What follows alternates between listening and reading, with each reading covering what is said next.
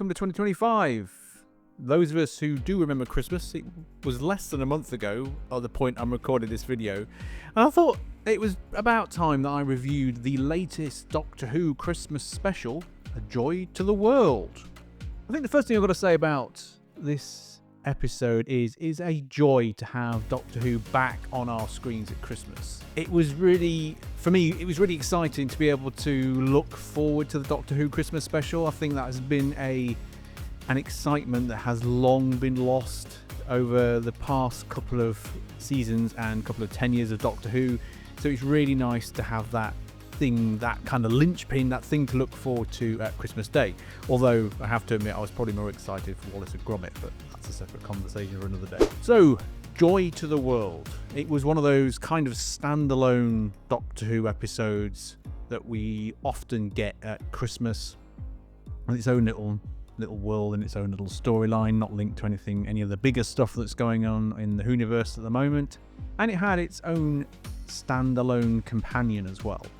I think what I'm going to do is I'll talk briefly about the storyline, I'll talk about the companion, and I'll talk about the Doctor and things like that, and we'll sort of go from there.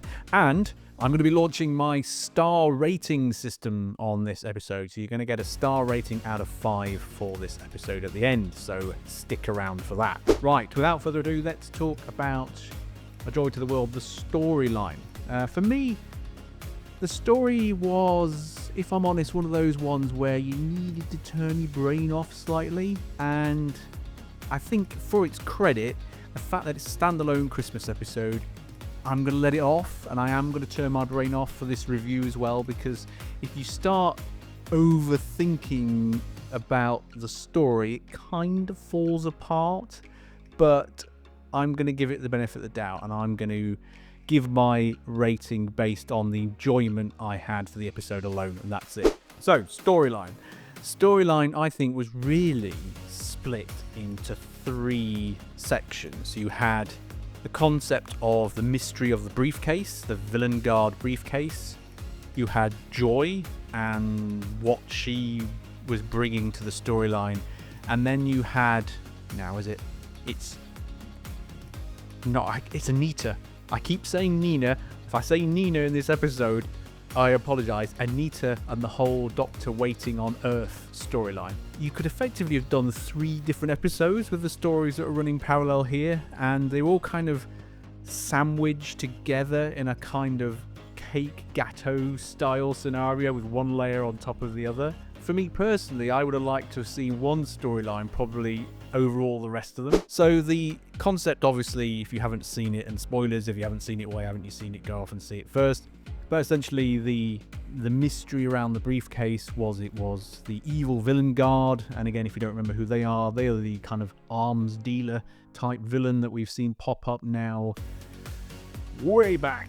Dr. Dance's I, My Mummy, Captain Jack first episode in series 1 of New Who 2005. We saw them pop up again in the previous series, Ncuti Gatwa, with when it was, I was going to say the fridges, but they're not the fridges, are they? The ambulances driving across the battlefield. They are the kind of like the arms company who have no morals and there are no scruples, and they will exploit everyone. Essentially what they're doing is sending a briefcase to the Time Hotel where all this was set up, we'll talk about that in a minute, to grow a star seed in Earth's past, so it grows through time to where it is now, so they can use it as an energy source, and damn the consequences, mainly that the Earth is going to explode all the way through time and space and stuff like that. Good mystery. I like the way that the briefcase was handed off to different people and the way it kind of possessed them and they didn't know what they were doing, and then it killed them when it moved on to someone else. I thought that was a really clever concept, and again, and I'll say through all this review, that could have been a full episode in itself where you had that kind of mysterious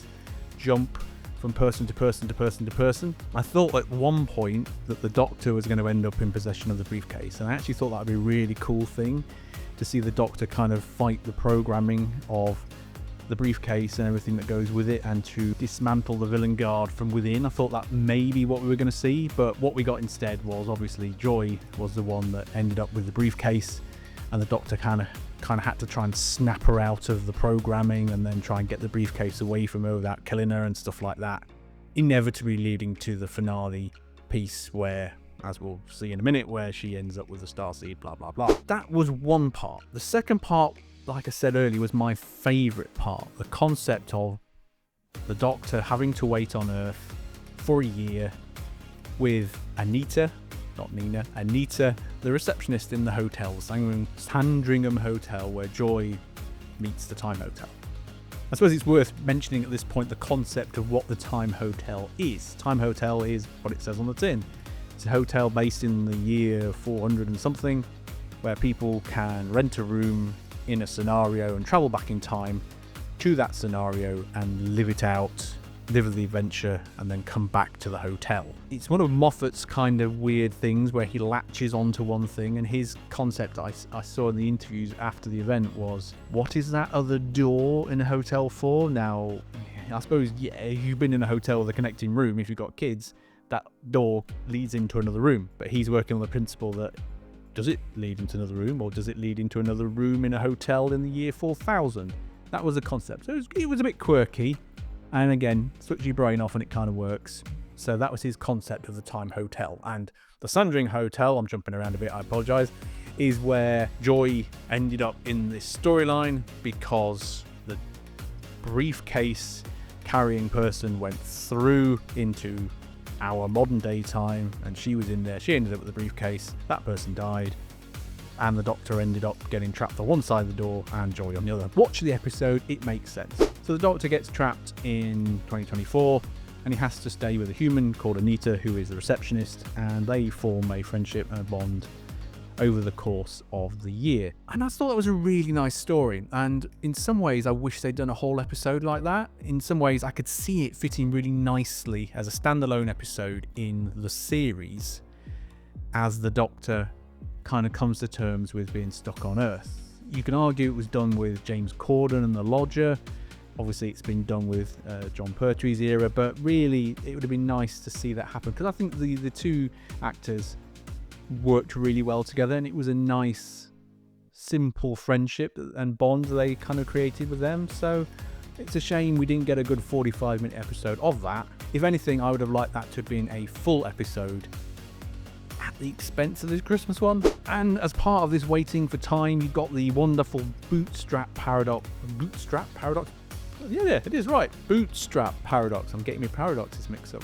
Where the Doctor met his future self, who he needed to give him the code for the briefcase, and he had to wait a year to get the code, but he got the code because he gave him the code in the first place, and it just went round in a circle. Classic paradox. I had to explain that to my son about the prospect of something doesn't really exist because it exists in the paradox. It was great. I do love time travel paradoxes. The third part of the story was obviously the story around Joy, and this I think was for me the weakest part of this episode. A, she didn't feel like a companion. She just felt like a character that was involved in the story. B, the whole COVID storyline about where her mum died on Christmas Day from COVID in the hospital and she didn't like what the government were doing. I felt I could see where Moffat was coming from, and he admits he wanted to kind of stick it to the Tories, but it felt jarring and it didn't feel natural to me. Obviously I didn't go through that experience about losing people during the COVID period, so I don't have a soapbox to stand on to talk about it, but I felt like this commentary didn't feel natural, and it felt a bit late because everybody involved who was responsible for all that mess has gone.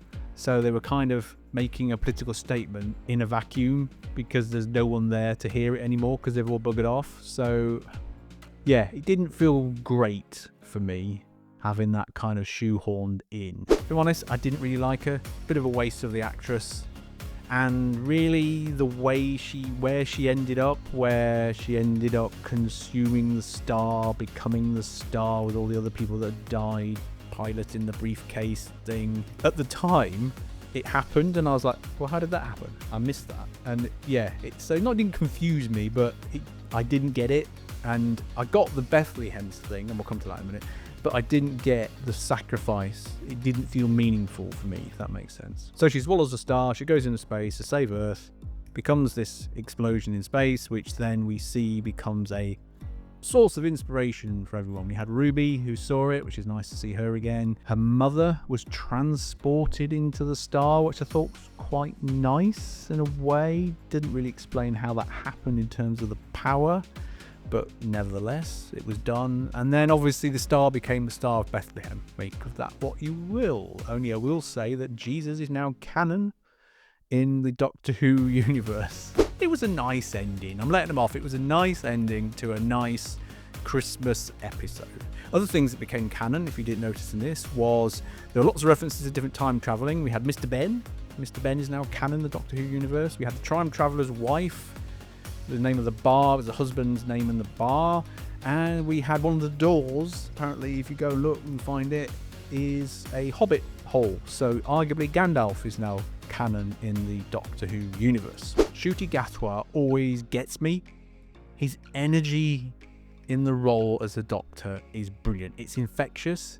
So even though this was quite a switch your mind off, bland episode that just happened, I was more excited for it coming out of it, and that was mainly down to him because he can deliver infectious incitement that I don't think any of the other Doctors have done before, certainly not for me. So kudos to him and the writing for the way him and the character have developed, because I always find him really fun and really exciting to watch. So overall, and we're getting ready for the star rating, people. So overall, general simple episode, fun because it was at Christmas. Could have had a better storyline in there somewhere if you had chosen one of the other sections. Out of 5 for my star rating, I would give it 2, which is average at best. I'm looking forward to the new series. The new series looks excellent. The trailer looked really good for some of the stuff, including that kind of animated thing in the cinema, which looked pretty awesome. So hopefully that's going to be out sooner rather than later, because according to RTD, it will be out sooner than we think. I'll be back soon with more Doctor Who related videos. Until next time, cheerio for now. Bye-bye.